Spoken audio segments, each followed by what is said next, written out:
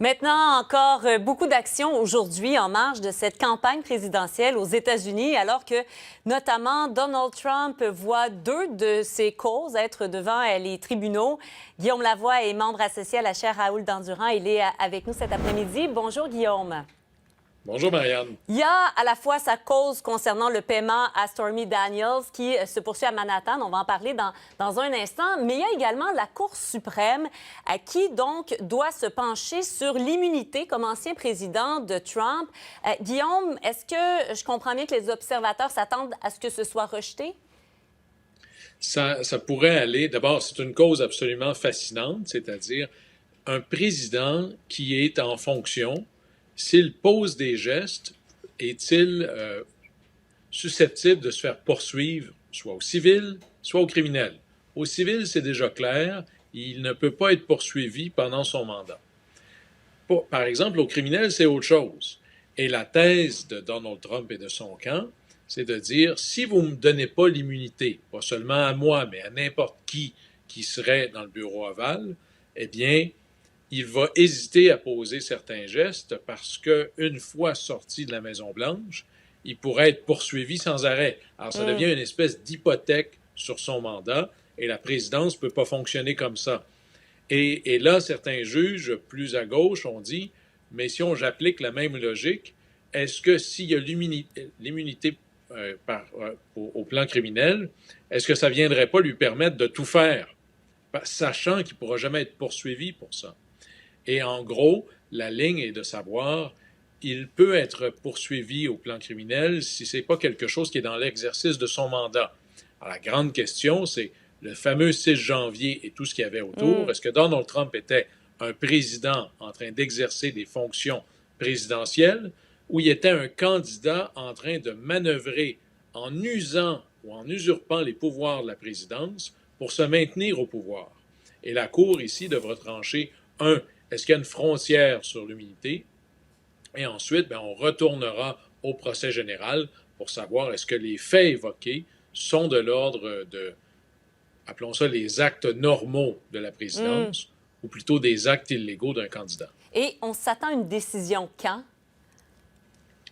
Évidemment, avec la Cour suprême, plusieurs espèrent, et pour le bien du procès qui doit fonctionner, parce que ça, c'est quelque chose ad hoc, soit ça pourrait être rapide, mais moi, je pense qu'on attendra probablement au moins jusqu'en juin, possiblement à la fin juin, où là, la Cour annonce typiquement un certain nombre de décisions importantes. C'est comme un moment dans l'année où plusieurs décisions de la Cour sont annoncées.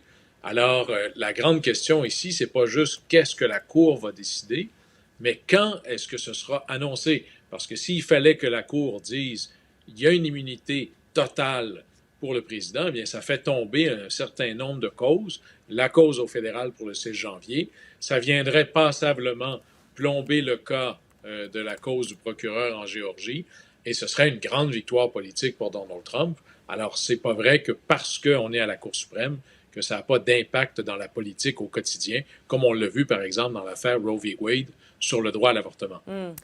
Parlons maintenant de ce qui se passe à la Cour de Manhattan. Pour David Pecker, on parle d'un long témoignage. Long témoignage et franchement, normalement, il devrait y avoir dans ce procès-là tout pour exciter la nation. On parle de payer une actrice dans le porno pour protéger ses capacités dans une campagne politique.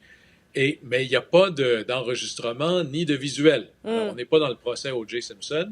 Mais la grande question, c'est pas tant est-ce qu'on peut payer quelqu'un pour son silence, vous pouvez faire ce que vous voulez avec votre argent, mais est-ce que vous manœuvrez pour cacher la vérité dans vos livres et pour cacher la vérité au plan politique? Et là, franchement, c'est un cas peut-être moins solide qu'il pourrait n'y paraître. Et si plusieurs s'imaginent que Donald Trump est coincé au tribunal pendant ce temps-là, il n'est pas dit qu'en donnant à Donald Trump un super statut de victime, en lui permettant de parler à l'entrée et la sortie du tribunal, tout ça ne l'aide pas quand même un peu. Alors, c'est un long témoignage. Et ce qu'on apprend, c'est que M. Pecker avait un programme essentiellement d'achat et de mise à mort. Alors, il achetait des histoires scabreuses contre Trump et il s'arrangeait pour qu'elles ne soient jamais publiées. Alors, on voit ici, et la grande question, c'est est-ce que Trump était au courant de tout ça? Et là, franchement, j'ai l'impression que le jury va avoir de la difficulté à croire que M. Pecker faisait ça par charité et par bonté, sans le dire au principal intéressé. Parlons par ailleurs, Guillaume, de ce qui se passe sur les campus universitaires aux États-Unis. La guerre Israël-Hamas qui divise, c'est le moins qu'on puisse dire. Est-ce qu'on craint des débordements encore plus grands? Ça divise profondément. S'il nous fallait une autre preuve à quel point la planète devient très, très, très petite lorsqu'il est question des conflits au Moyen-Orient, ça, c'en est un. C'est probablement une autre preuve aussi à quel point l'opinion publique générale par rapport à Israël versus les Palestiniens, les solidarités des uns et des autres, tend à probablement changer un peu aux États-Unis. La ligne de partage est plus tranquillement du côté des Palestiniens et ça a été un mouvement encouragé probablement par la réaction très dure du gouvernement israélien dans son intervention à Gaza et son hésitation à intervenir sur le plan humanitaire. Normalement, le gouvernement israélien devrait être, malgré tout, un des promoteurs de l'aide humanitaire pour les Palestiniens. Alors là, il y a plusieurs questions qui vont se passer. Est-ce que ça pourrait déborder? Parce qu'on entend dans les manifestations des thèmes clairement antisémites, des thèmes absolument inacceptables, des dérives qui vont finir par nuire à la cause palestinienne, mais qui vont aussi nourrir une certaine droite de la loi et d'ordre qui disent que c'est pas vrai que vous avez le droit de faire n'importe quoi au nom de la liberté d'expression. Et la grande question, c'est est-ce que l'on voit, par exemple, à New York, va se répliquer sur nombre de campus et jusqu'à quand?